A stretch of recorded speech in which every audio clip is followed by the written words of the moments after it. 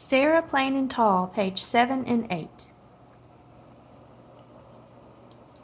Papa's neck hung down as Papa swung him back and forth, and the dogs sat up. "Cold in town," said Papa, and Jack was feisty. Jack was Papa's horse that he'd raised from a colt. "Rascal," murmured Papa, smiling, because no matter what Jack did, Papa loved him.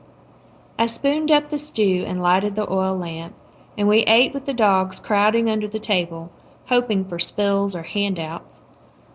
Papa might not have told us about Sarah that night if Caleb hadn't asked him the question. After the dishes were cleared and washed and Papa was filling the tin pail with ashes, Caleb spoke up. It wasn't a question, really. "You don't sing any more," he said. He said it harshly, not because he meant to, but because he had been thinking of it for so long. "Why?" he asked more gently. Slowly Papa straightened up, and there was a long silence, and the dogs looked up, wondering at it. "I've forgotten the old songs," said Papa quietly. He sat down. "But maybe there's a way to remember them." He looked up at us. "Well, how?" asked Caleb eagerly.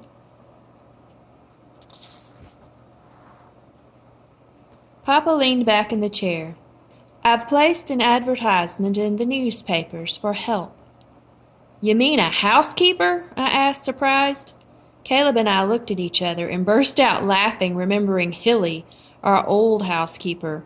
She was round and slow and shuffling, and she snored in a high whistle at night like a tea kettle, and let the fire go out. "No," said Papa slowly, "not a housekeeper." He paused. "A wife." Caleb stared at Papa. "A wife?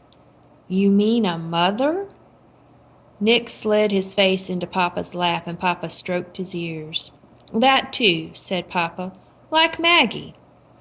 Matthew, our neighbor to the south, had written to ask for a wife and a mother for his children, and Maggie had come from Tennessee. Her hair was the color of turnips, and she laughed. Papa reached into his pocket and unfolded a letter written on white paper. "And I have received an answer." And Papa read to us.